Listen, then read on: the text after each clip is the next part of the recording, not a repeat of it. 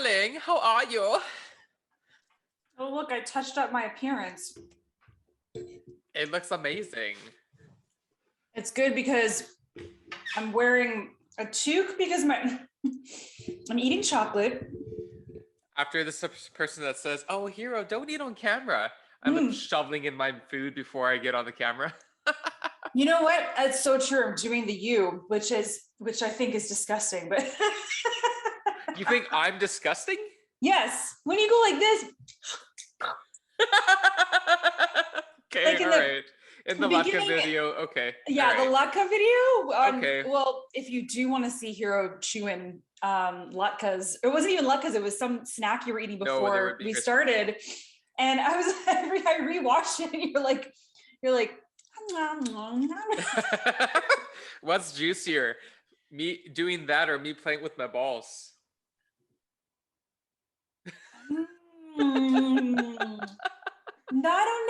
I don't know. Yeah, I'm having one of those days of like the anyway, welcome to Getting Juicy. Welcome to Getting motherfucking Juicy. Exactly. I'm having one of those days where I just don't fucking care. So yeah, I'm smacking my lips, I'm eating my chocolate. My hair isn't totally clean, so I'm wearing a toque. Yes. My skin is shit right now, so we're doing the touch up. You know, just whatever. What? Your skin looks great from my angle. That's because it's the auto touch up on Zoom. Oh. Yeah, and I'm using this toque to cover the massive zit on my forehead. Well, okay. Well, thank you, Poco, for representing Rachel. Thank you, Alpaca Poco Company. Love it. Oh, I love alpacas so much. I know. I love their fur. Sorry, that sounded terrible. Would you want this alpaca? Oh, jaboo poo poo. Adorables. Adorable. Adorapaca. I love. It's not just, oh my gosh, it's a squeaky toy. Okay. It's a dog toy. It's not just Hero and I today, by the way. People might be like, all right, we're done. What is this nonsense? It's not just the two of us. and Miss or Ms. or Mr. or they alpaca. I'm not sure. Who is the alpaca? Cagney, right? Yeah. Yes, Cagney and Lacey, correct? Yes, that is correct. So Cagney the llama's with us no longer. It's an alpaca. Yep. I don't know what the hell is wrong with us today, or me. I'll put it all on me. We have a very cool guest on the show, though. Yeah. Sam Led is here. So Sam, and I always try to think of like who reached out to who first. I think I reached out to him. I remember seeing a message from him come. He followed us. Okay. See, and I don't know. Maybe, perhaps, yeah. And then we just realized what a really cool soul this person is, and look forward to meeting Sam. Basically, and I'm just reading on it right directly from his website. So this is what we'll see if this holds the test of time, because he says he's a no nonsense mindset and transformation coach. No nonsense. He's a speaker. He's a powerful motivational speaker, storyteller, group facilitator, author, podcaster, someone who has, risen not just above, but beyond, challenges that he had in his life. I think he said, I was reading maybe like about a decade ago, just completely turned his life around, spent maybe a couple of decades at that time suffering, for a lack of better word, but suffering from anxiety, depression, and being misdiagnosed for a number of years as to what exactly it was that he needed to overcome. And I believe in the end it was ADHD, something else too. I'm not so sure, but yeah, we'll talk about, how he came to where he is today. But just seems like such a even just from the little bit of email correspondence we've had with Sam, just, yeah, very, very to the point, but also respectful, and you just kind of get some of these things off somebody just from someone's writing for a couple of messages, right? But really excited to talk to him. Yeah.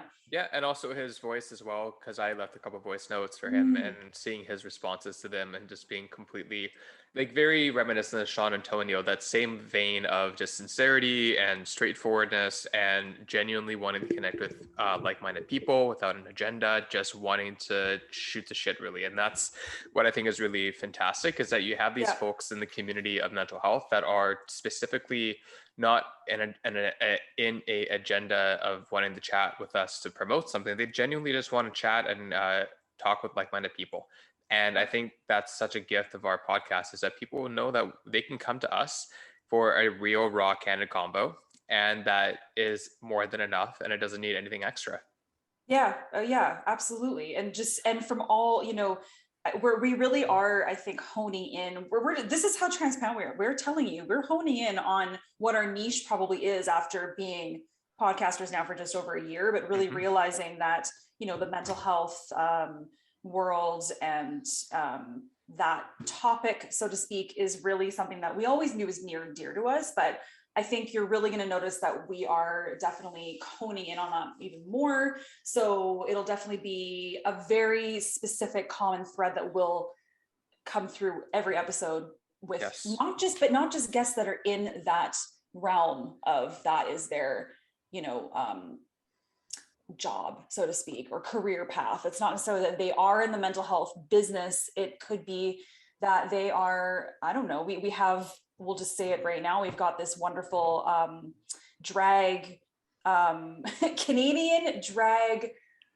oh my God, Wrestler. wrestler. I was gonna say boxer. You know why? Okay, now I'm on a totally different Mm-hmm. tangent. Mm-hmm. Wrestler who's coming on the show next week. But again, that thread of mental health, how did they get to where they are now? There's a, when we were talking to Alice, was very much like, she's like, yeah, like I'm mental health, like those challenges, anxiety, things like that. I've had that my whole life and I want to talk about it and bring it to the Yeah. forefront. How does it influence my work? You don't have to be in the mental health. This is such a, every body, every person deals with mental health in a way, Yeah.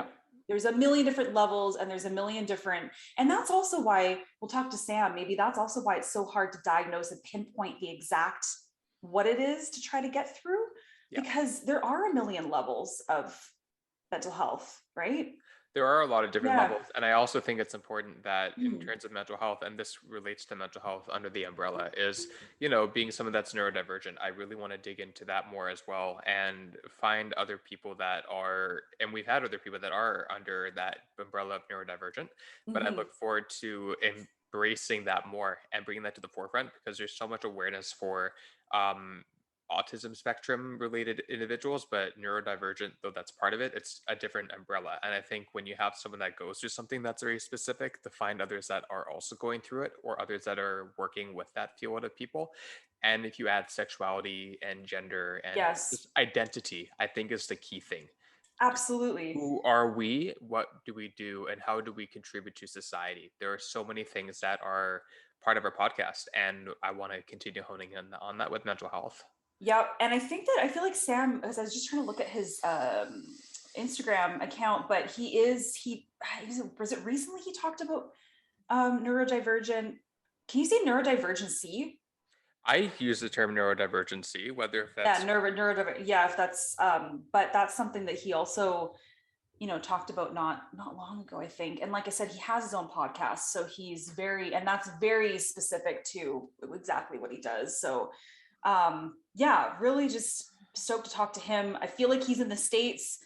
Yeah, um isn't he in San Francisco? I don't know, but I think he's from originally Florida, so we'll find out more about that as well. Yeah, but it's just such a, I mean, we say this almost I swear almost every day I say just what a weird fucking time we're living in right now. And yeah, like I just, it's hard not to not to have that as such a realization, especially, we're coming up to the Christmas season or holiday season. And for myself, or for Hero and I, who live in British Columbia, Canada, we've Mhm. had such a weird freaking year, not just COVID and BC, but we've had like the worst fires on record. Like like historically devastating fires this year. Mm-hmm. So going from like 47 degrees where I live, like, okay, imagine this, look up Celsius. I can't do the Fahrenheit, but Celsius, 47 degrees. In the winter, we'll get like maybe a few days of -15. So that's a huge freaking spectrum. Yeah. Like the 47, okay, that was not common.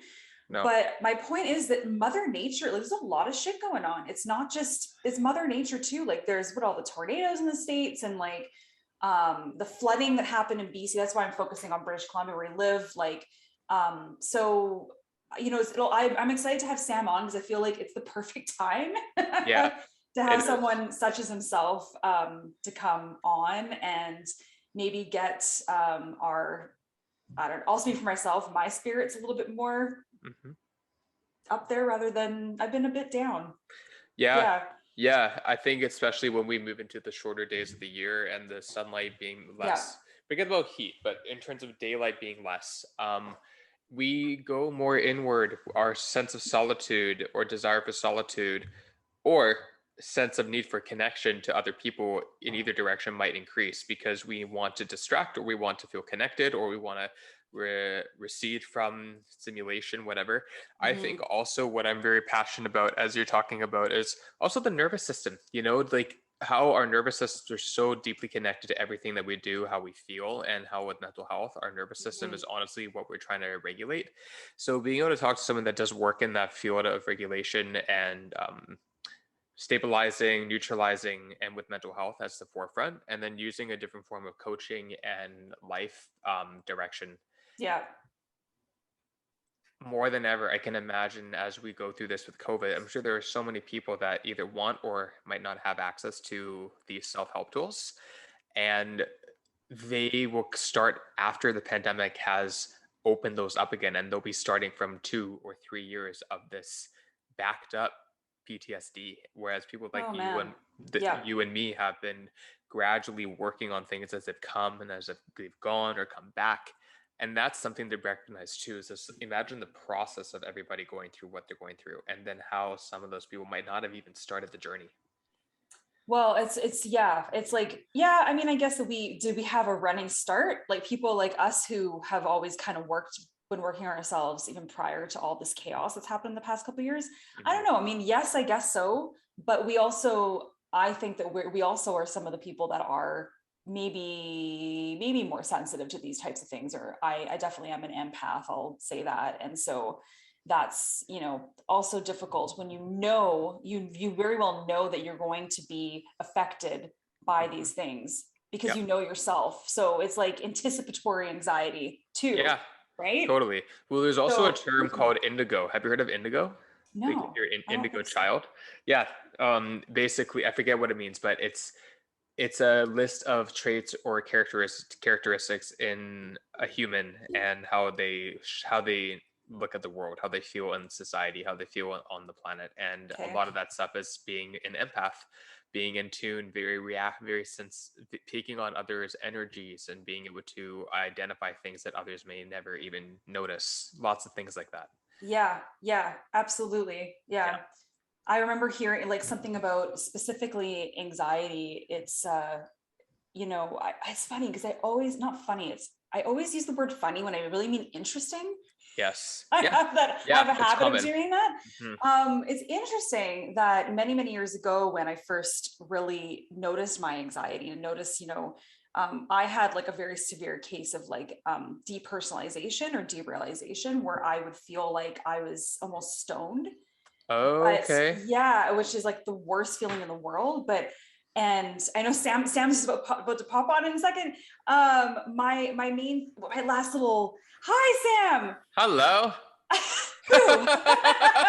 don't know how to respond to that. That's the best introduction in the entire world. Oh, I mean, come on, and I love your Buddhas. It's thank you very much. It's freaking Technicolor Buddha. Yes, very much. Thank you. They're from Urban Barn. I mean, they're very expensive. They're very classy. They're very culturally infused. No sponsor? What? Unfortunately, not. Come on. No. And if I wanted a sponsor, I would want Urban Barn. Exactly. An Urban Barn, I would not want that as a sponsor. Oh, Anyways, Why but not? thank you What so is much. it? But what is Urban Barn, by the way? Oh, don't even know what I that guess is. it's Canada. It's a furniture shop in Canada. It's I like mean, Urban you know what Outfitters. no. You know what it's like? It's like Pottery Barn? no, renovation hardware. What's that? Restoration Okay. hardware. Restoration hardware. Restoration hardware. Yeah. There you go. There you go. The Canadian version, I guess. Yeah. See, I didn't know it was Canadian, but there you go. Maybe We it's learn maybe something it's every not. day. Maybe it's not. But I guess No, you it's know, Canada actually still has something. yeah, and this is fun fact. It's not that fun, but Restoration Hardware is actually from Chicago because I was in Chicago for work a couple years ago, and I went to the corporate. There's a corporate, factory store, where it all happens. Yeah. Beautiful, right in downtown Chicago. So Okay. There There you go. you go. There you go. There was someone like from Arkansas or somewhere like in the South, or just based on the decor that they tend to focus on. So yeah, you figured, but yeah. Well, Sam's got this very pro setup, and I know No kidding. why, because he is a podcaster. Yep. And you got to fake it till you make it. I'm just kidding. And by the way, I loved your episode. I just finished listening to episode 70 with Sean. Sean Antonio. Yeah. Oh my God, dude. What I want him on my podcast. I'm jealous because he's heart-centered and he's just so brilliant, and you can like experience his life just by listening to him in Technicolor, just like y'all are. So thank you so much. Appreciate that. We adore that man. He is, another shout out to Sean Antonio. He is not from Texas. And he's amazing. Yeah, absolutely. But speaking of amazing, because we're talking about everything but you, and we're just gonna bring it on to you. Me? What am I doing? Yes. Mr. Led. Sam, so Sam, I thought this was a minion. We need 7 more people, but sorry, it's bad. It's really bad. Sorry.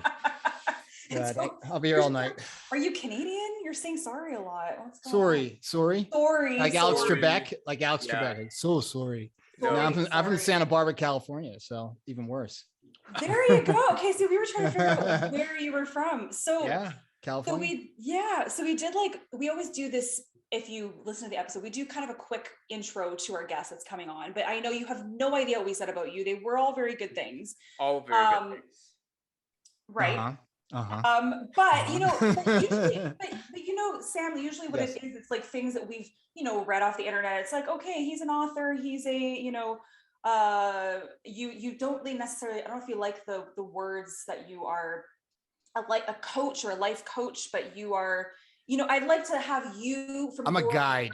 A guide. I'm a shepherd, not like Moses was in the desert with the burning bush, but more like I don't do anything. I just point out, I'm a reminder. I'm like a Post-it note for my clients, because we all have it inside of us. And one thing I loved about, you were talking about Tony Robbins, and then we'll get to why. Yes, absolutely. So Tony Robbins, him, not the other guy. Because if you actually, and I love Tony Robbins. Wim Hof. Sorry, I was like, who? Yeah. But he's not my shtick, because he's Tony Robbins. He's just like, he's like the Ford Motor Company of coaches, because he's been around since time immemorial. He's brilliant, but he in his live seminars, he lays it on, like, no bullshit. It's direct, like my relatives, from the old country. It's exactly like no bullshit. His, YouTube videos, stuff that you buy that's prepackaged. Yeah, it's very sugar coated, but he's definitely the closest per last episode. Those are Yes, absolutely. I know, because I had to say the Wim Hof, because people are like, what are you talking about? Yeah. The Wim Hof Method, right? The Wim Hof Method. Yeah, exactly. Now you just said old country. Are you also ish? Yes, I am.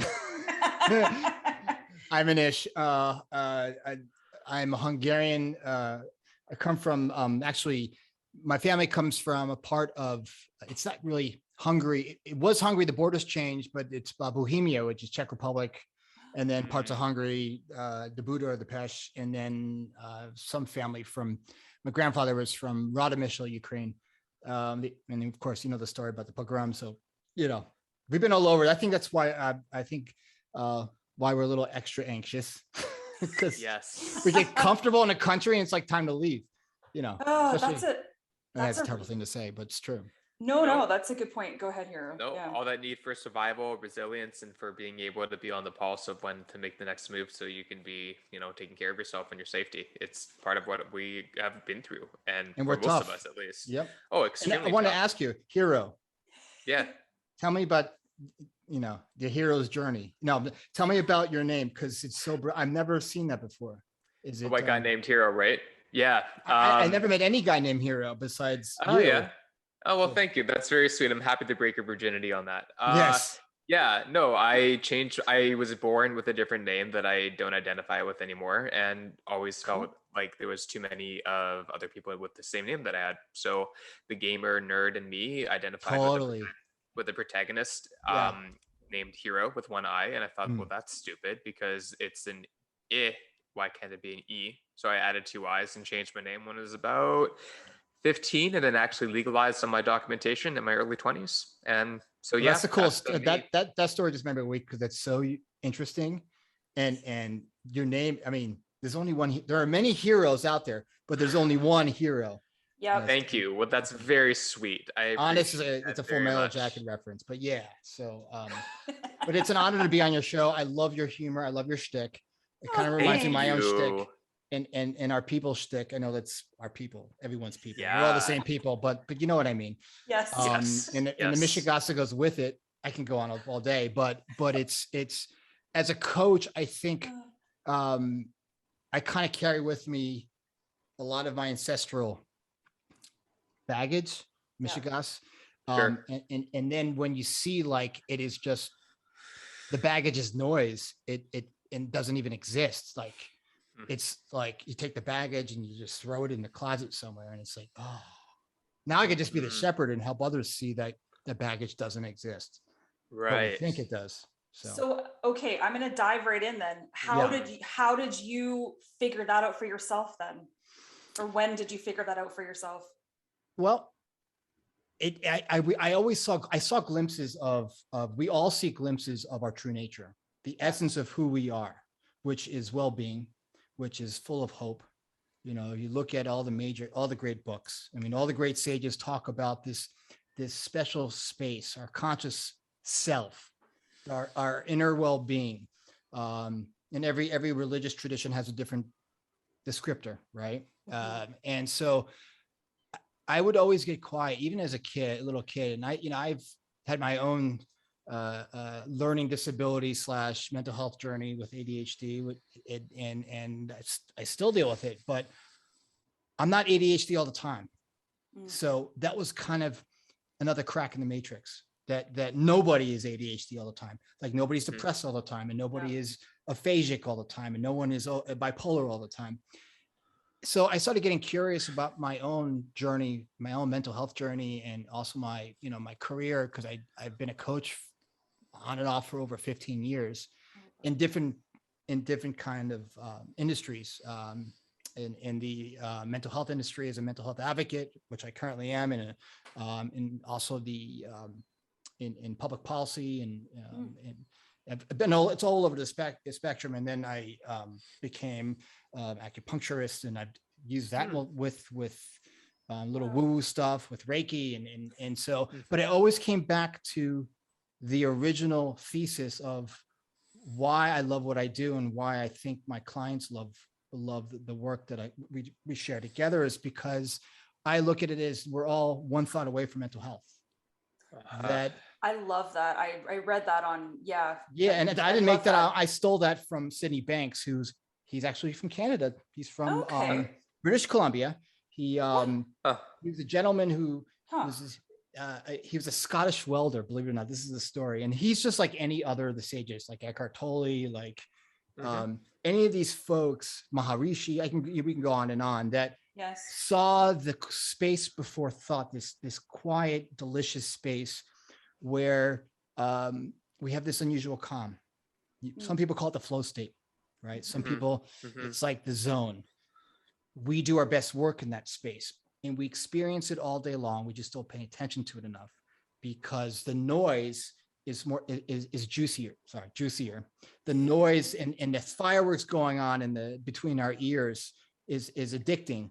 The drama is addicting. We think it's true, and we condition ourselves innocently to believe it's true. And then over time, we change our neural connections in our brain, and there goes the ball game. And that's why if we don't really see the illusion, which is thought, taking place in real time by a brain that loves us, wants to keep us safe, it will do anything in its power to keep us safe, but it doesn't know better. It doesn't know the difference between a saber-toothed tiger and a past due bill or falling behind in your mortgage payment. It doesn't know the difference. It's a stimulus response machine, and we just haven't had a software update literally since like caveman times. Yeah. So knowing that in myself, and really struggling in school with certain subjects that like mathematics and reading comprehension, I think is overrated to begin with, but I was really strong in writing and expressing myself and the creative stuff, but I was really weak in some areas and really strong in others. I kind of like saw like I'm not that way all the time. Like sometimes I'm great at math, sometimes I'm not. Sometimes I'm overstimulated, sometimes I'm not. And so when I saw glimpses of that, it really came together for me when I heard Sydney Banks, who is this, they call him the Scottish mystic. This is a guy, a regular dude like me and you, Hero, me and you, or anybody, a regular bloke. He had a 9th grade education, and he suffered in his thinking most of his life. And he was in there's an island off of British Columbia. Yeah, you know what? I'm looking at him right now. He was in Salt. He died on Salt Spring Island. Salt Springs. Yeah. Oh wow. Yeah. And so one of probably the most wonderful human beings on the planet. He was a real mensch of a guy. Wow. Scottish, no educational background, nothing. And like he was a total blue collar guy. In the States, we call blue collar. And one day he had this kind of enlightenment experience. And he's like, oh my God, it's all just thought. Like all my suffering, all the trauma from the past, it's all made up. Like it feels real because we feel our thinking, but it's all made up. Like I don't need to do anything about it. Yeah. And that's what led me to this, seeing the ping pong match being played in my head, and then seeing the ping pong match being played in my clients' heads. Yeah. And so here we are, and I'm writing a book, and I'm on podcast now. Amazing. And awesome. so how long have you been podcasting with your own podcast for? It's just a year, last month. And it was the book that I'm launching in this summer is called Fearless. The podcast, The Fearless Now, it was kind of just like a last minute thing. And the audience is really growing because it's so we can all relate to it, because we all get caught up in our thinking, in our insecurities, our judgments about ourselves and others. And then we see the game the brain's playing, and then we can really kind of take a step back and be like, oh, I see. No brain. No. That's not the story. That's your story. And I'm not going to create meaning around that story, because the brain doesn't know better. The brain's stupid. It's great modulating organ systems. It's great getting you to, the restaurant where you meet your future wife or your future husband or partner. Yeah. But it's terrible at a lot of other things. And once we make peace with that, we can really see the forest from the trees. I have there's a few things that were going through my head. First of all, it definitely are. If they're just thoughts though, what do you say to people or scientists, how they can actually see that maybe there is something neurologically different with the brain that is causing potentially some of these mental health challenges? Is what do we do about, I know there's medication and those kinds of things. Right. What do you say because that is real, and it is real. Yeah. I know. Quotation. Yeah. Exactly. But remember, our brain is a very neuroplastic organ. It's like a muscle. So it's kind of like you go to the gym and you work out biceps for a couple months. There's a good chance that people are going to see your biceps, and so the same thing with the brain. Our brain is a machine. It's a laptop computer. it's your MacBook Pro with iOS running, Mhm. or if you like Android 11. That's all it is. Okay. Now the equipment that we have is, everyone's equipment's different, right? So for folks that are neurodiverse, our brains just work differently. But think about it for a second. Neurodiverse people are living in a world that's not ready for neurodiverse people. We don't even, because it's all languaging, right? But back in the caveman times, someone like me with ADHD, we were badasses. We could protect our family. We can go out and, spear a rhinoceros, whatever they ate back then. Yeah. We were able to multitask. We were high stimulus people. I mean, we still didn't live that long as caveman times, but fast forward to 2021, we're dealing with multiple stimuli that is not real. Like your laptop computer, it's manufactured, it's artificial. There's so much stimuli coming in that it's amazing that society hasn't really they're starting to kind of evolved around that. There's just different types of brains out there. Yeah. It doesn't mean there's nothing wrong with you. For example, there was a brilliant principles practitioner who shares this understanding. He's a psychiatrist. He is now a coach. He's kind of retired at this point. And he would go into psychiatric hospitals, people that have, multiple diagnoses, people that have been suffering for decades with schizophrenia and mania. I mean, the gamut of psychiatric disorders. And within a couple of sessions, he pointed them back to their well-being because they saw it in the quiet moments. Like, I had a friend once that was diagnosed bipolar, and he had like this psychotic, not a psychotic break, but enough where he had to be admitted to a hospital. And there are moments like when we were talking to him, he was completely lucid. He's like, "Hey man, how you doing? Good. How you doing? You gonna watch the Yankees play?" Yeah, like regular blokes. And then he'd go back into his story. Yeah. How do you explain that? Yeah. Like, so when we can point people back to their well-being, knowing that we shouldn't be scared of our experience, the psychology of who we are is just the psychology of who we are, but we're so much more than that. Yeah. Who we are is well-being. Who we are is love. Who we are is hopeful. Everything else is noise. And when we can see under the noise, holy shit, it's like Hanukkah and your birthday and Christmas and New Year's, and forget about it. I mean, so you make a really good point though, in terms of people that are neurodiverse, that it's not set up, society is not set up for neurodiverse individuals. It's very neurotypical. And it's interesting, even like, I don't usually say this about myself, and I caught it right away when it came up, but even like 2 days ago, I said, I really wish I wasn't neurodiverse. Like, I noticed that thought actually come up and say, not as a victimization or what's wrong with me, because I love who I am and how I was made and what came with it. But I just, some days it'd be so nice just to not be as sensitive or as in tune or as reactive or as triggered, and know that I have a lot of tools, a lot of skills. I'm like, I want to raise my hand right now, but yeah. I love that, hero, and that's beautiful because a couple hours from now, you're gonna be okay with being neurodiverse. Thought and thinking is moving through us. It's an energy source. Yeah, we need to, but not being afraid of feeling that way. See, we are conditioned to be scared of our insecurities. We're conditioned to be afraid of being afraid. We're conditioned to be anxious by being, what's wrong? There's nothing wrong with that because we all experience it. Yeah. And making peace with all those things that make us human in this thing called human psychology is the first step. Like, who isn't anxious sometimes, and who isn't depressed sometimes, and who isn't insecure sometimes. The trick is to see when the quality of our thinking goes dark,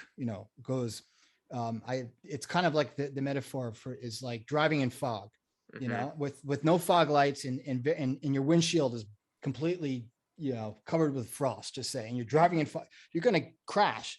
Same thing with thought and thinking. When the quality of our thinking has gone sideways, that's not the time to be making decisions. That's not the time to be reacting, but that we do it anyway sometimes because we forget. Yeah. And the beauty of that is So what? The beauty of that is that you wouldn't be human if you didn't experience all these very human things. Yeah. Yeah. And that's hard for a lot of people to hear, because a lot of people, especially neurodiverse folks who are really sensitive, like myself and like you, Hero and Rachel, we'll put you in the, Yeah, no, no. absolutely. And language, it's especially with neurodiverse folks, languaging how we feel is tough. Like, because I'm a very expressive person and I don't mince words, for better or for worse. And some people don't like that. Yeah. So it's like you find your tribe, but then you notice cracks in the system. You notice these little cracks in the matrix when you drop out of all that thinking about how things should be, about how your life should be, about where you should be, and et cetera, et cetera. And you get just like this unusual quiet, and you feel like Hero. You don't feel like Hero caught up in the, in the machinery. Yeah. And then the Oculus glasses come off, and the story starts to get quieter. The story that we're telling ourselves about ourselves, and it's like, oh, okay. Yeah. Welcome back, Sam. Welcome back, Hero. Yeah, it's true. And, it's interesting, as in addition to what you just said, rarely do I wake up, do I feel that I say, I wish I wasn't gay. That would be something that would be much more obvious of a statement for someone to say. So I found it interesting that it comes that I wish I wasn't as wired this way mentally. And I asked myself, it's interesting, that's what comes up out of my mouth now than something that might be more, in some ways, appear to be more of a daily struggle or a daily phenomenon in however you're born, right? And that's not necessarily the case. And so what I'm curious, when you talk about neurodiversity, are you referring to your ADHD? Is that the main source of that? Or is there additional layers? Great question. And I love how, your vulnerability and how you share, because it's so important, especially a great podcast too. But as a human being, being able to be vulnerable around, especially a stranger like me or anybody, is gorgeous. And I love the word gorgeous. It's not very masculine, but it's gorgeous. Who gives a fuck? Yes. That's right. Let's say that way. Yeah. So let me think about this for a second. Ask me the question again. I just want to write. Yeah.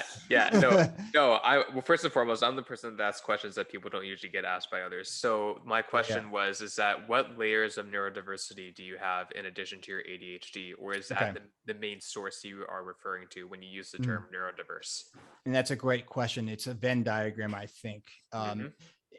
Neurodiversity is a very new kind of, it is, a descriptor. It's the bullshit. Buzzword. It's a bunch of bullshit. Can we just stop mincing words? It's a bunch of fucking bullshit. Because it describes, and neurotypical is bullshit too, because no one's brain is typical. Because if everyone's brain was typical, we'd be like HAL 9000, or like, the apes worshiping the monolith in 2001. Don't you think we're just so obsessed with fucking labels? It's all just because we have to label everything, and that's why the brain that's what it does. Yeah. And so, it's actually kind of detrimental, because then you're like, okay, well, I am this, so then therefore I should be acting like this. Right. And there's a box that you're put in. Right. And even when it comes to what you're saying, neurodiversity, and like, I almost was starting to think to myself, well, can you say neurodivergent? Am I in that box? Like, does it mean, I have mostly mine's like predominantly health, anxiety, OCD, and those kinds of things. That's the box. That's okay. So like what and then clinically, care. But then it's like, I know nobody. Fuck? Yeah, it's that's the thing. That's anyway. exactly. And so the neurodiversity is a kind of a trick descriptor, because it doesn't really mean anything, because initially it was, I think historically it was folks with, on the spectrum, Asperger's and people with autism. But then we learned, so people with ADHD could be on the spectrum. Like, what does that mean? I mean, if you look at the DSM, which in this country, Rich, are you in Canada too? Or are you? Yeah, we both are, and we have the same. The DSM is like it's universal. Yeah. Yeah. I mean, you think about it, they use, mostly therapists, kind of glaze over when someone says the DSM. But if you think about it, homosexuality was in the DSM 2 volumes ago, the DSM-3. That's not even, that's 30 years, 35 years, not even Yep. 30 years ago. Yep. It was. Yep. Exactly. So this Yep. is the thing. If you can make peace with the fact that we have this technology called thought, okay, and we're dealing with very old equipment that is the translator or the conduit between the world of what we see outside and the translator, which is our inner narrator that's full of shit. 100% of the time it's creating story as we live our life second by second. We all have that inner narrator within us. Yeah. And then you look at the fact that our brains are all different, and it has a different version of the same MacBook Pro between our ears. Yeah. With a kind of, some people have Android 11 operating system, some people have iOS operating systems. Yeah. It gets kind of lost in translation. I think to help us kind of, because the brain loves to compartmentalize. The brain also in our intellect loves to complicate everything. It's not that mental health is not that complicated. It's actually very simple. And as Sydney Banks says, look for simplicity. And again, this is not a cult. He was just some average bloke. He saw a couple things, just like any sage or person that had an enlightenment experience, if you even want to call it that. But to get back to neurodiversity, because we need to label, the brain needs to label because the brain wants certainty. The brain needs to label. The brain needs to critique, needs to judge, because the brain thinks it's going to keep us safe by doing that. Remember, the brain loves you. Our brains love us, but it's also a very dysfunctional way of, it's like a Jewish mother, but times 100, wanting to keep us safe. Yeah. I mean, am I right? So like, it's like a helicopter. Sorry, it's very not PC, but it's like a helicopter parent. We're good. Okay. Yeah, we're good. Like a helicopter parent. And that's what the brain does. And once we can make peace with the brain's going to be like that Jewish mother that loves us, but doesn't want us to walk, catch a cold, and you get it. Yeah, of course. So it's innocent. It's very innocent. It's only when we weaponize those labels. Yes, that's true. And I think that's where we get in trouble. We know, look, history's a motherfucker, if I can say that. Yeah, you can say whatever you want. Very, very clearly. And so we also need to be aware of the fact that language can be used as a weapon. But between us, us three, just understanding how mind works, how it really works, that we're not living in a world of our outside circumstances, that we're living in a world of thought. 100%. That's a fact. The scientists will also agree with us. We're not living in a world of reality. We're living in a world of thought. Because if you walked around, you guys, say you go to your favorite, I don't know, if you go to a breakfast place in the morning before you go to work, or you have a routine like we all, if you walked around or you went to work and everything was neutral, like the inner narrator was quiet, right? There was no, kibitzing going on in between the ears, and you were just walking around having a feel good feeling, just being quiet. You would see things a lot differently. And we fall into that really special space every single day. We just don't pay attention enough because it's not sexy. It's quiet. Yeah. It's no thought. It's this nothingness that we make all our best decisions in. Yes. You didn't create this podcast up here in the intellect. You might have figured out how to use some of the equipment with the intellect, like your headphones and your blah, blah, blah. But y'all didn't create the content and build your audience with your intellect. There's an intelligence behind life that's constantly guiding us along the river of life. And we all have this inner GPS, but because it's subtle, we don't pay attention to it enough, and we get caught up in the noise. And that's okay too, as long as we see that we don't. Thought is a technology that creates life, that creates stuff, but it's only a thought until we give it life. And I'm not saying like, you're walking around, obsessing about this thought and that, oh my God, all these thoughts. You can just be yourself and have this beautiful daily human experience. Good things and bad things are going to happen. Yeah. But that's just the human experience. And the more we can make, go ahead. No, sorry. Yeah, absolutely. It's like I don't know what they say, what percentage of our decisions we make and our thoughts that happen are like a huge high percentage are either based on past or future events, right? Like very rarely is it based on what is actually happening in the Exactly. moment. The brain's right? always living in the past. Yeah. 100% of the time. Yeah. And we see that because, let me let me hit rewind on that in a second. Sure. Thank God airline pilots have memory, are in the past, because they have 5,000 flight hours that they can recall. So the plane doesn't crash. That's a good thing about living in the past, but the brain most of the time is living in the past.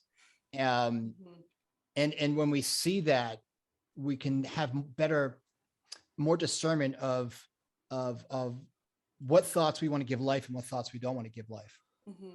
And so why does a former psychiatrist who's in practice 45, 50 years, his name is Bill Pettit, by the way, Dr. Bill Pettit, go look him up. He's just a mensch of a guy and he's brilliant. Could go into a psych hospital, talk to some of the most, unfortunately, mentally, if you want to coin mentally ill, whatever the hell that is, mentally ill folks. And within a couple sessions, they're like seeing the voices as, they're just voices. That's, you don't have to believe, voices don't go away. Like, yeah, we're all gifted with the brain, a neurodiverse brain, whatever you want to call your brain. You can call your brain a ham sandwich. Doesn't really matter. Once these patients saw, like, they don't have to grab onto all that. Like, and it was funny. There's an interview with another psychologist that joined Bill Pettit and went into some of these psych hospitals. I mean, these are the worst of the worst state hospitals, which some horrible stuff happened. And one of the patients said, I'm constantly hearing voices.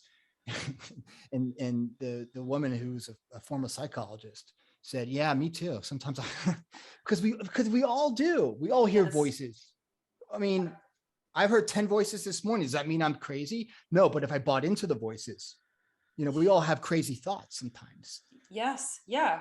And, and the other thing, it's not even just thoughts, but, that react to the past or to certain things, but, the whole, now it's a fairly new concept, I think, even still, that the body and the mind are connected, at least for the mass public. We can even go so far as talking about like the gut and the gut and brain connection and what you put in your body and like, those things. Well, that concept has been around in certain cultures for probably thousands of years, but not in North America, not like, so, where you feel something, whether it be anxiety or whatever it is, and how you can almost feel it before your brain even reacts to it. So that's even more difficult to, like, thoughts are one thing, right? But like, because we feel our thinking is what you're saying. Yeah. And because we feel our thinking, and this is the thing, especially with phobias. And I could write the book on phobia myself. Like, I'm a really balanced guy. I promise you. I'm relatively normal for being, Ashkenazi, but that's whole nother episode. Sorry. But, and I won't tell you where my parents live because it's a total cliche, but anyways, Florida, but anyways, Palm Beach County. Anyways, no, Boca, worse. Okay. So, sorry, you have to laugh at yourself. Come on. I know. Yeah. Right? Del Boca Vista. Okay. So, you guys are so blessed. You guys are like from like a cool part of the world. You're like from British Columbia, right? Well, no. Yes. It's a badass place. Like Vancouver is like amazing, like gorgeous. So that's where I'm from. I'm in Vancouver right now. Yeah, that's a cool. That's like what I'm from West Palm Beach, whatever. Like, you guys at least have that going for you. No, I'm kidding. But what I'm saying is, I don't know what I'm saying. What did you went over, man? No, it's all good. Now I can't stop thinking about now. I tell you like where my cousins live and like where my whole freaking family. No, oh my gosh, no. They're from. I'm just being stupid now. I know. I so can't even. Now I can't. No, we're talking about phobias, right? Phobias. Okay. Sorry. So, I had a fear of driving on the freeway forever. it was handicapping, and I still do sometimes, but then I don't, but then I do. It's like doing this dance because for no reason. We think the brain tries to convince us that our outside world is causing us to feel a certain way. 100% bullshit. We're conditioned to operate that way. Our state of mind at any given moment has nothing to do with the guy telling us to fuck off because we cut him off on the freeway. Okay. Yeah. It has nothing to do with any of that. Okay. Because we just have a brain that's going to do backflips to protect us. And it's illogical, whatever that means. But phobias are interesting because, as kids, we get scared of something. Like I have my niece and nephew, they're my favorite little people. They're wonderful. And they're like rent a kids because I don't have kids. So like, I hear you. You're an auntie. We're all actually in the same boat. Yeah. Okay. So like my nephew have a total like freak out, total fucking temper tantrum, right? And like it's like fire and brimstone, like the world's coming to an end. 5 minutes later, it's like it never happened. He just it's like happy and smiling and we're playing catch. Well, the difference is kids and adults. Kids are actually more intuitive and more present, but adults have this thing called memory, right? Yes. We got this hard drive up here, and it's a pain in the ass because what happens? Like, okay, so if you get in a car, like I got in a car accident like 20 years ago, and it was not even a major car accident. It was just like some fender bender. Someone hit me.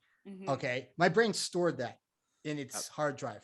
Yeah. So what happened is I would be driving, and all of a sudden I started getting really anxious because the brain's replaying the fucking memory from 20 years ago. It's completely illogical. So the more we see that, the more I see that we're dealing with that phobia, the quieter the noise gets.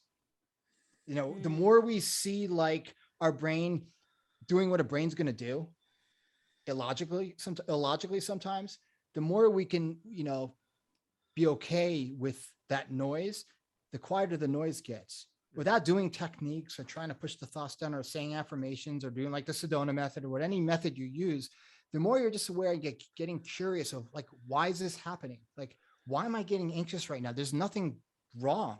Yeah. I'm having the best drive on the freeway ever. Yeah. I can just get curious about, and if I have a panic attack, I know I have trust in myself that my inner wisdom will pull me over up on the side of the freeway until I calm down. Yeah. But in the moment, it's terrifying, right? Yeah. But in that same stretch of freeway, I can drive on it and have the best drive ever. Yeah. So, you're right about the adults versus kids. And I'm just praying that because we live in a day and age right now where we are so much more open about mental health and all these things than we ever have been before, that there's so much, like, just speaking for myself, we've aged ourselves on this podcast before. I'm getting close to 40. And what I think to myself, okay. My point is that when I was a kid, and we've talked about this in the podcast before, it wasn't like that long ago, but it was long ago enough that we weren't as open. Like, we didn't learn about any of these things in school. Right. We didn't learn about anxiety. So the kind of trauma or the things that I've held so dear to myself are so ingrained, because what I learned about with mental health, and it's not even about like I'm talking about specifically mental health. I learned at first, like, doctors didn't know what it was. I was misdiagnosed. I don't know how many times, saying I had an inner ear infection, from everything from like just the most fucking ridiculous stuff you've ever heard. But then finally, when I was diagnosed with like a generalized anxiety disorder, whatever, OCD, those kinds of things, it's like, well, there is something wrong with you. So we need to fix it.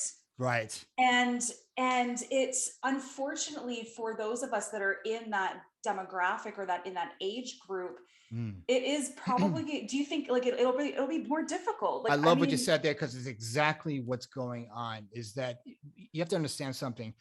If we were taught let me relanguage it. If we were taught at a young age how to use the equipment, like really how to use the equipment, not like, doing your times tables and it's all bullshit. Like Mhm. we weren't told how to deal with anxiety when it comes up, because we all deal with it.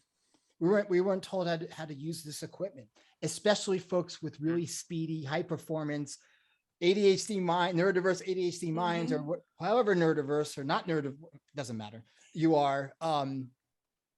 I could have saved a lot of time and taxpayers' money going to tutors, being, staying after school and going to remedial class and math classes, if I was taught how to use this very high performance, very speedy mind with a higher idle. I'm constantly in the red to my advantage. To use it to pursue a career that maybe would have been a little different. I would have saved a lot of time and money if I knew how to use, if I was taught how to really use the equipment. But unfortunately, that's not how it works. And we're taught how to use the equipment backwards. Like it's not outside in, it's inside out. Like nothing outside of you has, unless someone physically hurts you, obviously you're going to go into fight or flight mode, because the brain goes into fight or flight mode from a past due bill, or from being chased by a guy with a knife. It's the same exact response. We're not shown how to use our ADHD mind to work for us. Instead, and again, I'll get off my bully pulpit because it's not what this is all about. But we're editorializing, but we're then going through school, put into separate classes in different buildings because we learn differently, right? And we're considered slow learn. In my high school, there was a whole side of the building, a separate building that had slow learning development. What the hell does that mean? Or EH was another classroom that had emotionally handicapped. I mean, so we're looking at the equipment as broken. And like, it's interesting. I had a psychologist say to me, there's nothing wrong with you, Sam, but you're going to be dealing with your ADHD the rest of your life, and we need to treat the symptoms. I go, well, there's nothing wrong with me. Why do we need to treat it? So we have to really, really look at mental health in this world, in the Western world, as we're looking at it from the wrong angle. There's nothing wrong with any of you guys.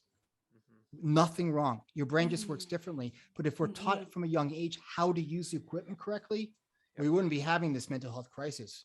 We'd have better locus of control, our coping abilities, because coping and hope is built into us.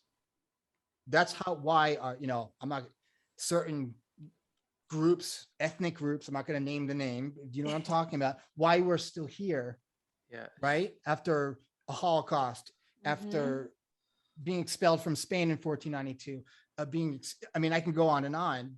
There's something built into us. Life's got us if we trust it.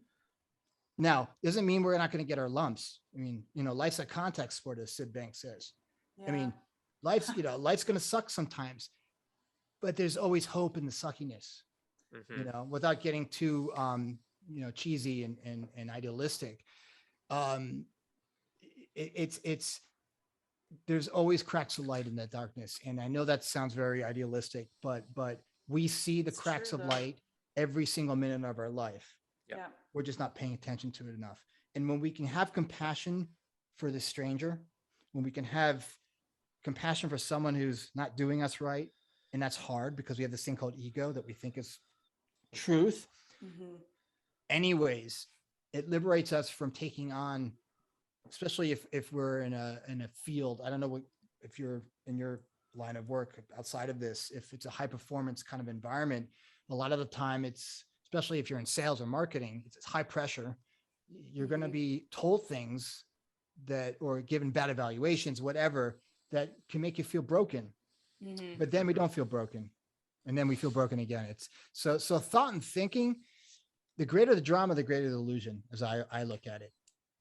Well, we're survivalists. I mean, we are, I say to myself, because it's, you're always kind of look back maybe to perhaps what is, for lack of a better term, like genetic or components that maybe were passed down, so to speak, from family. And, I used to get so down on myself, like, oh my God, I'm just like my grandmother. Oh my God, I'm just like, totally. fuck, I got all this shit or something from them passed down. But with that said, there is that part of me also that is like, yeah, but Rachel, you also got the resilience, you also got the strength, you also got the fight, Totally. you also got the, and that's what you were, Sam, talking about, like, you know, being on, you know, driving on the highway or whatever, and sometimes you would be anxious, but sometimes you wouldn't, and that's because you also have that in you.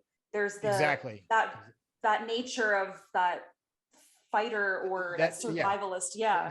We all have inner resilience within us. Yes. You know, and everybody, and I don't care if what ethnic or culture or wherever you come from, that's part of our human design. Hope and resilience is, you know, it's pre-installed, it's factory installed equipment. We're born with it. What happens is that we get caught up in our thinking. It happens is we start believing the story that's being told between our ears is truth. And sometimes we get caught up in it and we believe it. And sometimes we make bad decisions based on the noise in between our ears. But then we see that we're not our thoughts, we're not our thinking. And thinking changes constantly. Like thought doesn't just like sit there and like, it's not sitting in limbo for all your life. I mean, you know, that'd be fucking suck. It's constantly moving through. It's constantly moving through us. Yeah, absolutely. I mean, it's not stagnant. It has to move through us. And just knowing like that anxious thoughts, scary thoughts, depressed thoughts, good and bad thoughts, whatever they are constantly moving. They need to settle and they need to find their own level. And just knowing that is liberating. Again, it doesn't mean that it's a bad thing to get caught up. Again, your inner wisdom will pop up if you allow it to. But I think that we unconsciously are training our brain to do things that it wasn't designed to do. Constantly. Absolutely. And there's something that you had said before about, you know, this was like way back in our chat now, you know, like hours and hours ago, about just what actually is a threat and what our brains think of as a threat. And sometimes our brains think everything is a threat. So what I want to ask you about is with the threat that we have been living with in the past, almost 2 years now of the C word. What? Yeah, I know, right? I know. You mean Rona? Thou shall, that whatever. bitch is still around. Sorry. Yeah, Rona? I know. You're talking about Rona? Shit. Oh. I'm talking about Rona. And the reason is because, like, you know, at first, and I know a lot of people are still living in this fight or flight mode. It's been like 2 fucking years. It's like, you know, I guess it's, you know, how do you move from, it's been so hard for so many of us to move from like that real fight or flight, and this is an actual threat, to just living our lives and moving forward. Like, how has your business changed? I know there's a lot of questions to unpack. No, I ask the same kind of questions all the time with my guests too, and they're like, okay, where do we start? Like part A, and that's a great question. I love that you brought that up because a lot of it's story. And hear me out. Yes, it's happening. There is a virus, but we have viruses in our body. Without viruses, we'd be dead, right? Part of it is like the sirens that are going on outside of you. A lot of the sirens are illusory. You know, our brain wants to create a lot of story around coronavirus, and it's getting its story from CNN, or in your case, was it Canadian? What is it? No, what do you guys say? We can all same. I know. I know. You're talking about like, you mean like CBC or right. Okay, so if you think about like what we were sharing before about how we can inadvertently reprogram the brain to do what it wasn't designed for, which means to constantly put the brain in a state of fight or flight. Well, you watch the mainstream media, you even public radio or public Canadian broadcasting, it's still running on the same kind of signal of fear and fear and loathing. And it's turned into Dante's Inferno. And once we see that there's no such thing as Dante's Inferno, that yes, there is a virus going on, and yes, it's hurt a lot of people, and it's killed a lot of people, but there's a flip side of that. Because what are the positive aspects of what's happened? We've learned more about the nature of our biology. People are more health conscious. And again, in my family, maybe, everyone's different. It's, of course, this virus has divided our families, but it's also brought us together as a collective. There's a lot of positive things, but the fucking news wants to go all chatty Cathy about doom and gloom, like it's a Joseph Conrad novel. And I think that there's danger in there. And I think that the first thing we need to do is turn off the fucking TV or turn off this. And again, I'm not saying like, if there's bad weather coming, you're going to want to watch the Weather Channel. Okay. Got it. Yeah. But we remember neurochemicals are really addicting.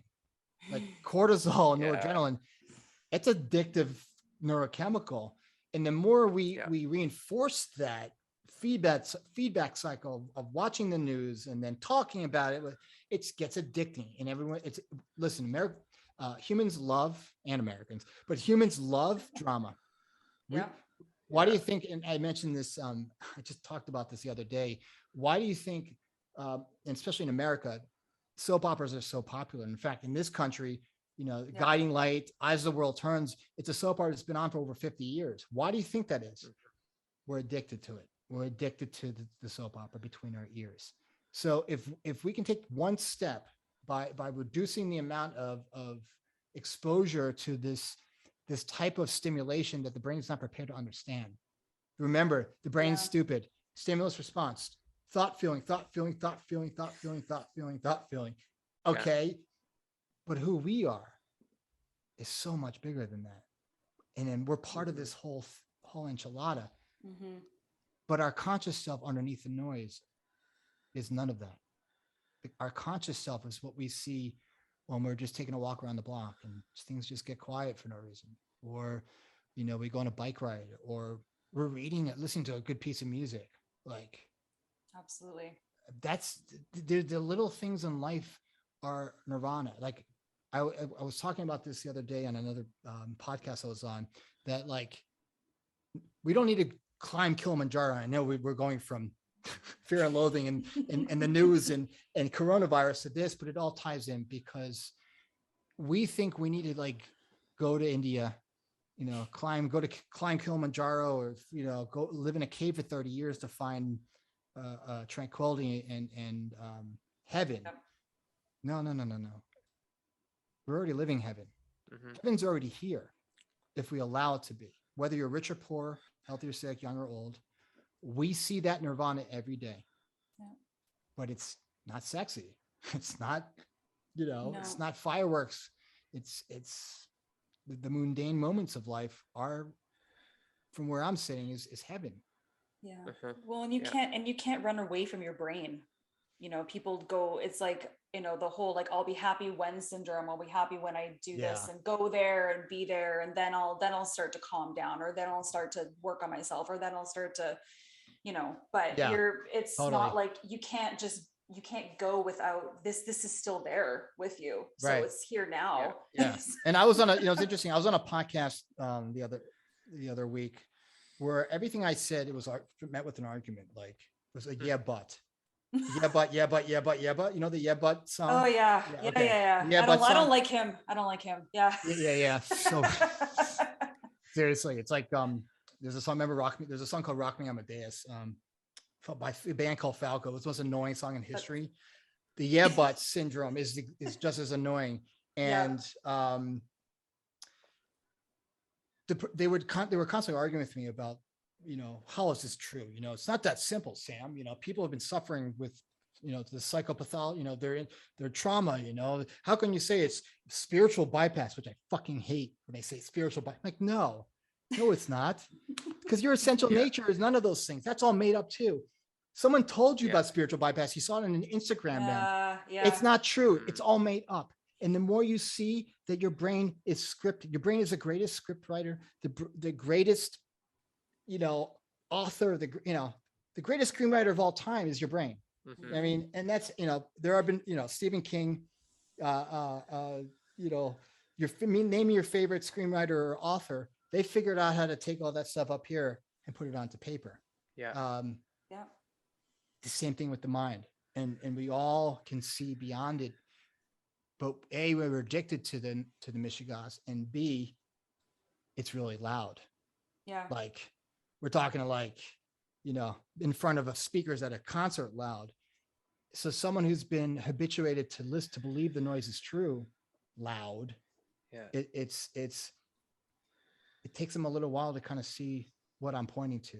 Oh, fuck yeah. I'm still in that, phase or stage. And that's okay too. Like we all get it sometimes. We forget who we are. Yeah. And then we remember. We forget, we remember. It's okay to grieve. It's okay to be pissed off. It's okay to be all these different emotions. It's okay to be all those things. Mm-hmm. But once we let go of this, of what perfection is, because perfection is also made up, and just be who we are, we find our tribe. And I think it's hard for a lot of people to hear because of packaged up stuff that's being replayed when they're quote unquote triggered. We all get triggered sometimes, but that's made up too. But the more you see, like, for example, you could wake up in a bad mood, or you say you didn't get enough sleep and you wake up and you're tired and you're cranky. You get on I'm using the freeway because it's my favorite place to be. Getting on the freeway. We know that now, yeah. Yes. You know too much about me now. You're driving on the freeway and you're going to work and you're in just a bad fucking mood. Like you don't want to go to work. It's cold outside. It's I'm painting this scenario. Yeah. It's definitely not a Bob. Who's the guy who did the pictures? Bob Ross. Well, it's not a Bob Ross moment. It's misery. Okay. And someone cuts you off and you're like, motherfucker. And, I'm not saying I do this, but, we all have gotten angry at other drivers, but hopefully it didn't turn into road rage. Mm-hmm. But then it passes. And then we get off the exit where our office is. And then it settles. And then we forget it even happened. Yes. Yeah. But But you know where I'm going with this? I do. And what I see you're going through is that every time you escalate and stuff, the theme from Bob Ross comes on and you're just like,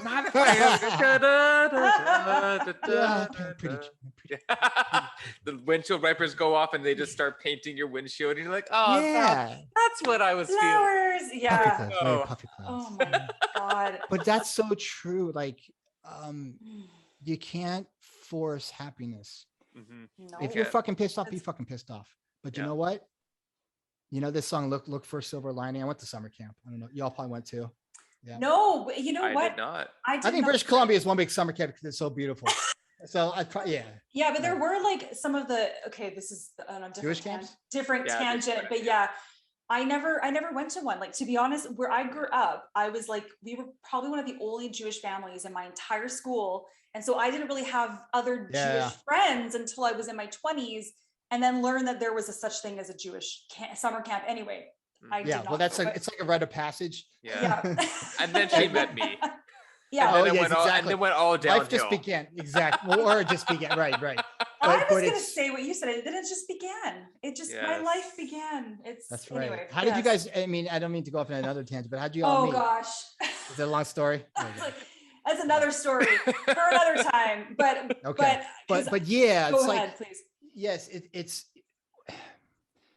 look for simplicity, ladies and gentlemen, in your life. Look for simplicity. And as Sid Banks says, and again, he's not a fucking cult member. He's just a very average guy with a 9th grade education who's living through his suffering and his insecurity and all of this. And he's like, one day he's like, oh, it's fucking thought. It's made up. Holy shit. Literally. Yeah. And this guy didn't even want to be tape recorded or put on video until the last 15 years of his life. Wow. You talk about like humble pie. And again, he's only sharing what all the mystics of, but we all have this spiritual experience every single day. I remember when I was getting divorced, which, that's a fun experience, but that's a whole I remember other podcast episode now too. It's another one. Another one. Jeez. And we got a whole. You all coming to mind next, so don't worry. Yes. Yeah. But so when I was going through the process, it was, it was dark times. And I remember I came home to see my parents. This was 5 or 6 years ago, and my mother says to me, "Sam, why don't you go to synagogue, go to Shabbat." Go to, Saturday. Actually, she said, go to Minyan. I'm like, go to Minyan. I'm like, I'm a young guy. What am I going to go? There's a bunch of, Alpaca's, they're over 70 years old. I'm like, all right, I'm going to go. So, this is the synagogue where I got confirmed, bar mitzvah, the whole thing. Okay. So they know me. and my Yeah. mother sings in the choir. So you know, it's like Oh, I'm a yeah. walking in there like. But see, I was in such a state like I just wanted to like hide in the cave because it was Yeah. just because I was caught up and I was stuck in all this thought turbulence. And I'm I'm the pilot trying to find a level thought altitude, like some calm skies, but it's so loud that it's hard. So I go to synagogue and I just sit in the back of the sanctuary. I Yes. didn't even participate in the minyan. I was just in the back of it. And they're singing, and you know how the minyan goes. I don't know how religious, and I just start getting really quiet.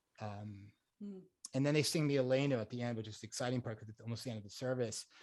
And I'm like, I almost start like almost tearing up. It was so beautiful. Yeah. And it's like the hymn that you remember that you sung so many thousands of times, at least I did, going to Hebrew school and learning. I didn't. We're very ishy Jews. That's another episode. Ishy, like I actually did go to Oh, you did? go to Hebrew school, by the way, but I also kicked myself out and I got expelled, and I'm very proud of that. That's another episode. And more on that later. That's another episode. We just interrupted your beautiful story. I'm sorry. And so but there's nothing special about this because it's again another example of a very average moment in life that we experience every day. We just don't pay attention to enough. And I'm sitting in the back of the synagogue and I'm tearing up. It's just I feel so grateful, and I feel so lucky, and I feel so much love. Now, if you looked at what was going on in my life on paper, it's a fucking disaster. I mean, I'm getting divorced, and I don't know what's going to happen next. I'm in a small town in California, and it's just whatever. And I had my practice, my coaching practice, which I couldn't do anything because I was so distraught. It was a pretty horrible situation. But at that moment, I completely none of that I identified with. I just identified with the peace and the quiet and the Sam. Wow. And I felt more like Sam than I have in many, many years.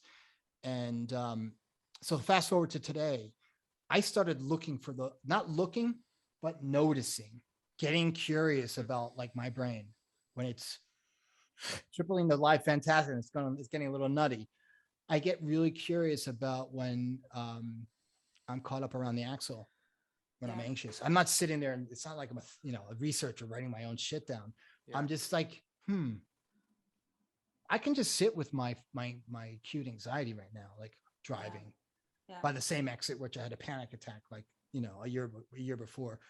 I could just sit with it. It sucks. It's uncomfortable, but so what? Like, because I know on the other side of that discomfort is calm and quiet. Because our brain, Rachel and Hero, I love saying Hero, Rachel, Hero. Our brain has this built-in self-settling system. Yeah. It's factory equipment in all of us. If we pay attention to it enough, our brain always settles. It's like, again, being on an airplane and you hit a patch of turbulence and then 10 minutes later, or not even that, the plane is flying and it's calm again. The same thing. The thought and thinking is very similar to that. Well, you don't have yeah. And I always say like it's on a similar wavelength. I always tell myself, okay, Rachel, like if I can somehow get this through to her skull, is just give it time, because that after, like you said, like after a little bit of time, things will start to kind of self-regulate, so to speak. And well, that's exactly right. We have we have an operating system that, it's like our how many times my MacBook Pro is frozen up, or that little circle with the rainbow, whatever that thing, that spinning thing. Yeah. And I'm like, oh fuck, I'm in the middle of writing a chapter in my book, and I think I lost it. Or even on a Zoom call, an important Zoom call, but it always either resets itself and control delete, or there's a software update.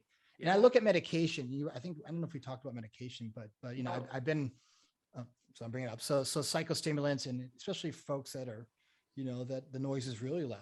I look at medication as like a software update. Yeah. Okay. And when we can look at it that way, we take the stigma off, and it's also self-empowering, because remember, our brain's a machine. It's zeros and ones, basically. Yeah. It's not your conscious self. It's not, we are spiritual beings in this meat jacket. And part of that meat jacket is this brilliant, sophisticated machine that's not perfect. Yeah. And when we can make peace with that imperfection, it's very liberating. And it's also liberating when we take our foot off the gas and see who we really are made of underneath that noise. Yeah, absolutely. Yeah. Okay. You know what, Sam? We need you back on, like, I just can't believe how long we've been talking already so seamlessly and effortlessly, because we need you back, like part 2, 3. I don't know. There's just so many things, you know, Daryl's not saying anything right now. He's like, oh, this fucking guy. No, oh my God, this is all. The longest episode. You're so nice. First of all, it's not the longest. and one thing I love about our dynamic with the three of us, but also with me and Rachel, is that I say this every other episode. We volley, you know, we sit and listen, and then we let the other one sit and listen. And so sometimes the beauty of that dynamic is that if you don't need to say anything, don't say anything at all. If you need to say something, it'll be intentional. Amen. Those are good words, Hero. Well done. I know, right? Well done. Seriously. I know, right? You get a gold. Hey, Hero, you get a gold star for that one. Well, I am a gold star gay, so that's very totally gold star. What I do want to ask as we kind of like start to wrap it up is, because we always have like some, as you heard, we have some sort of juicy question. Let me get my headphones on. Correct. Wait. Okay. Okay. So my juicy question for you, is actually, what is your juiciest technique? Because we didn't really talk about any techniques necessarily, and techniques are what's all about techniques too, and you know, turntables. No. Do you DJ? In my past life. So okay. Turntables in a micro. No. Okay, now. Sorry. Okay, that's episode 5. I'm a cheese ball. Yeah, I'm a Gen I think Xer. we're on episode 5 now. Okay. Yeah. So no, what is your juiciest technique to? I mean, we all kind of feel like, oh, I wish there was a quick fix. But I guess what I'm trying to ask is, like, if you're in that moment where there's always that moment between, okay, I see these thoughts, they're starting to like snowball, they're starting to, you know, get really big. But there is this moment where you can stop that, right? I'm going to disappoint you. Oh, shit. Okay. No. So you want to know, wait, you want to know, like, how do I, like, snap myself out of the nonsense? Kind of. Like, do you have anything to share? Well, to be really honest with you, techniques layer the system. Modalities layer the system. I've done EMDR, I've done CBT, I've done the whole dance. I mean, seriously, I've done every kind of, between the Sedona method and everything else in between. Listen, this is a disclaimer, okay, ladies and gentlemen, to your audience. Yes. Follow your own truth. Whatever works for you, go with God. I'm not telling you what y'all to do. Do your own research, follow your own wisdom. But for me, if I'm going to trying to put a technique or a made up modality that another human being in a white lab coat, or, you know, whatever methodology you want to think of, to layer a system that's perfect. Like, life's got you. Like, you can be anxious and be okay. You're not going to die. You can have panic. You're going to be okay. You're not going to die. Obviously, there's certain extremes where you're endangering yourself or others, but we're not talking about that. We're talking about, like, getting caught up in a lot of anxiety, getting scared about something, or maybe it's grief, someone you love, you're close to, that passed, something hard. Okay. Having hope and understanding that life's got you, that you got it. And not layering the system with techniques that have short-term gain. They work for a month. I guarantee you, I'm willing to build Bitcoin, all my Bitcoin, whatever, on 99.9%. And if anyone tells you differently, I know they're not telling you the truth. That their technique that they use, whether it's the Sedona method or the Wim Hof method, whatever it is, doesn't matter. The spaghetti and meatballs method is that there's short-term gain because we're layering a system that works perfectly. If you allow yourself to sit with the fear, and again, I'm not saying that being scared is great. I don't like feeling my thinking sometimes. It sucks. None of us do. But knowing that we have a reptilian brain that's going to do what it's going to do. We don't have control over our thinking. We don't. But you do have agency over what what thoughts you want to give life to or ignite. Mm-hmm. So knowing that I have this in resilience within me, that I can just sit with it. Like before we go up on stage, like I'm sure y'all have spoken in front of people, or even before this podcast, I was anxious. And my brain's like, it's because, you don't know what you're getting yourself into. You don't know these people. I'm like, bullshit. It's all bullshit. But Sam, it's just my mind doing backflips. Just getting really curious. Like, okay, I'm anxious. All right. Okay. Well, why? Yeah. Why? What this? It's, and then just sitting with it, literally sitting with it. The more we layer the system with techniques and modalities, we're overcomplicating things. And it's really hard to change behavior. You can't change thought. There's like, there's these affirmations and thought stopping techniques, or, you replace one thought with the other. But yeah. Good luck with that. Good luck. I'm serious. Like, good luck. No, like, I'm laughing because you're right. And it doesn't work. It doesn't. And yeah. anyone that tries to like teach you, like if you go to like I went to a hypnotist for my fear of driving. It's like fear of flying, and I love cars. So it's a fucked up thing. I'm a fucking total gearhead. I love cars, and it doesn't make it. That's why I see the brain just wants to keep me safe, and it's just being, again, helicopter parent. Yeah. I went to get hypnotized, and the best one, and it was in Ohio, outside of Santa Barbara, which is like this mystical town. All these healers are there, like very well known. And I'm like, okay, I got it done. Within a couple of hours, I was back to being anxious again. So that's me. I'm only speaking from my experience. If, ladies and gentlemen, if cognitive behavioral therapy has been effective for you, you go with it. I'm not poo-pooing it, and that's not why I'm here to talk about this. But I do know that all of you have, ladies and gentlemen, this inner intelligence within us. It's beautiful. If you trust yourself and trust the system, that thought will settle on its own. It may be uncomfortable, but it's not going to kill you. You're not in danger. If you're being chased by a saber-tooth tiger, the brain works perfectly, right? Yeah. Most of the time, we're not being chased by a prehistoric animal that's been extinct. I think it's extinct, or you know what I mean? Yeah. So, ladies and gentlemen, trust yourselves, okay? And even when you don't, and you're caught up in the noise, you're going to get back down to quiet again if you allow yourself to. You don't have to try to, put something on it, or a blanket of a modality on there, thinking that, like, if you don't use that modality, it's going to be fire and brimstone. Like then we get addicted to the modality. I don't know if you noticed that. I have a friend that would there's a Sedona method, which is you say to yourself, can I let it go? Would I let it go? And when? I don't know if you've. No. It's like, oh my gosh. And again, I'm not poo-pooing it, but it's like, I'm like, dude, you're so-and-so, like you're the man, like you'll be okay. I promise you, man. I'll sit with you right here until it passes. Yeah. But we want like that. We want quick, a quick fix. And that's not how life works. Absolutely. Yeah. I really appreciate that response because, and I'll bring my husband into it for just 2 seconds here, but he'll say to me, like, after all these years, he's like, don't you sometimes think he can be, I'll give him credit this once. He can be quite smart sometimes. He can be quite intuitive. And he said to me, he's just like, have you ever thought about maybe you have too many tools? There's too many things that you've been trying to do. Like there's so many things. Can I give you a Cliff Notes version of this is what someone said, one of my teachers said to me. Yeah. Now, again, a coach, because I work with a coach. Coaches work with coaches because we need we need to play tennis. We need to play thought tennis. Yeah. Ping pong. He's like, okay, the difference between intuition and the noise. Intuition doesn't feel like anything. It's just knowing. Okay. Knowing. Yes. There's no emotional signature. There's no dopaminergic rush. There's no cortisol. There's no bad. When someone says bad vibes, I'm like, really? Okay.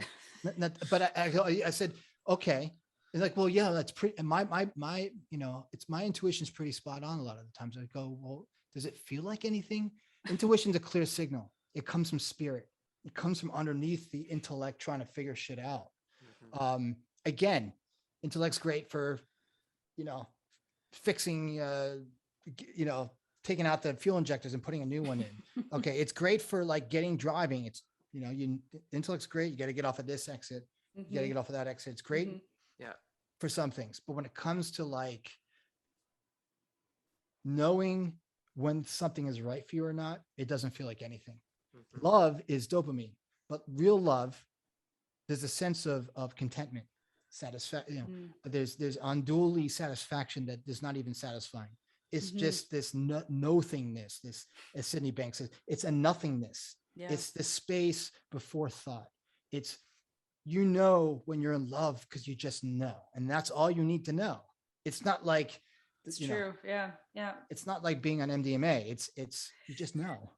You could do MDMA with your partner, but I'm just saying, no, thanks. Like, yeah, you know what I'm saying? Like, I do. You don't need to.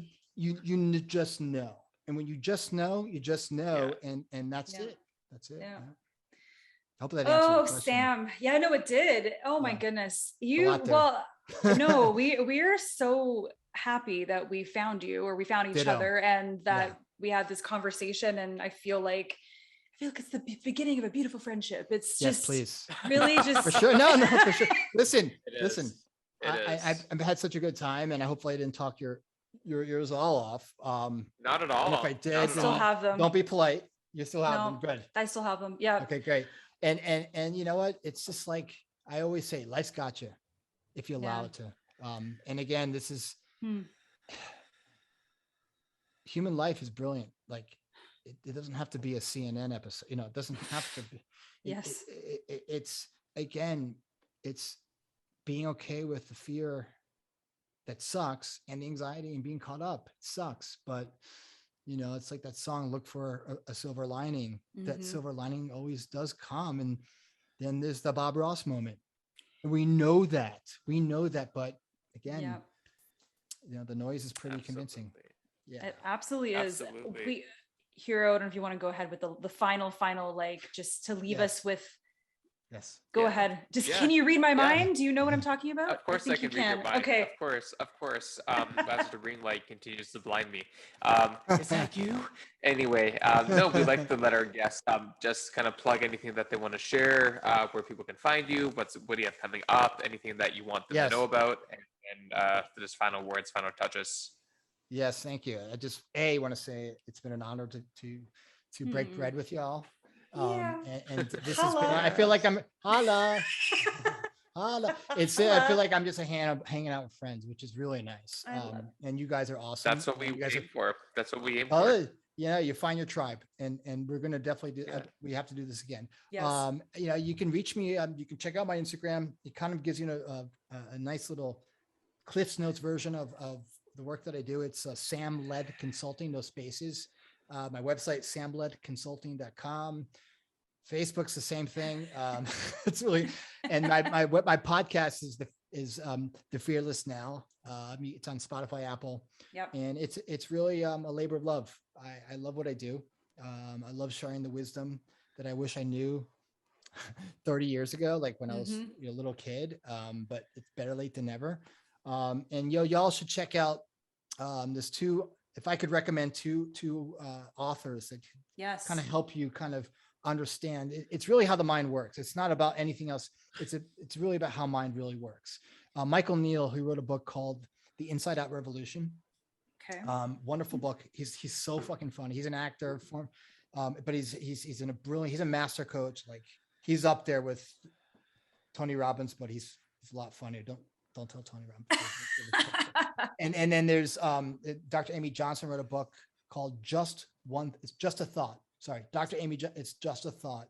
I highly recommend it. She's a psychologist, she's a psychologist she's in recovery from being a psychologist. No, I'm kidding. Yeah, she's right. She's a coach and an author, and it's wonderful. So go check those books out, because they will kind of, hopefully, I mean, listen, it took me a long time. I was doubting this shit. I was like, this is a bunch of self-development nonsense. And here I am, like, I feel more like Sam and I have in a long ass time. So that's beautiful. Well, we just got to know you, but it's heartwarming to hear that is the case for you. So thank you very much. That's the Mhm. thing. And Yeah, we haven't even lit the full candle yet. Not even the first candle. We're just trying to fucking pull out the menorah. Seriously, not even At this what do you rate. call the what's the Hanukkah or the shamash. the shemish right, shema. Oh my God. Yeah. Wait, The schmeckle. the The shekel. Wait, spaghetti. how many candles? Wait, is Jesus. it 9 with the shemish, or is it 8 with the I don't Yeah. fucking know. no, it's Oh, 9. No, It's 9 because no, it's it's 8 nine. nights, nine, and then nine there's with the schmeckle. yeah. It's a With schmeckle. It's a schmeckle. good Lord. Yeah, Good it's Lord. yes, it's yes, they're it's funny, like you find miracles even in the menorah, but you can find miracles just by living your boring life. There's so many, like, look for Yeah. miracles, ladies and gentlemen. Yeah. Even And if like your life I sucks right now, it Yeah. is what it is, but like just find the miracle in your sucky life, and then your life will still suck, but it'll be a lot more fun. nice Yes. to end. Yes. I love it. It's hey, Yeah, because It's real. thank you. absolutely. Well, let's keep in touch. Thank you Yes. so much once again. Yes. And where we didn't even ask you where you're in California right Santa now. Barbara. Santa Barbara, right Barbara. now. Okay, so same time zone. I know we didn't even kind of get there, but yeah, it's all good. Yes. Have you been to Santa Barbara? No. No, I have actually driven through it. Yes. So okay. Yeah. Saturday night in Santa Monica. you Right just on. drove right through it. 2002 when it was, maybe Oh, wow. 2004. Yeah. It's a long time ago. So I've been. Yeah. It's Long a time ago. very special place. And I've been here almost 20 years, so Wow. it still wants me. Awesome. Amazing. Well, have a wonderful night. Thank Thank you you. for giving us your precious time, because it's, we're very thankful and grateful. So, Thank you. and we'll talk very soon. For sure. Yes. Take care now. Thank you so much, Sam. We'll talk to you later. Sure. Thanks, Sam. Bye. Bye. Bye.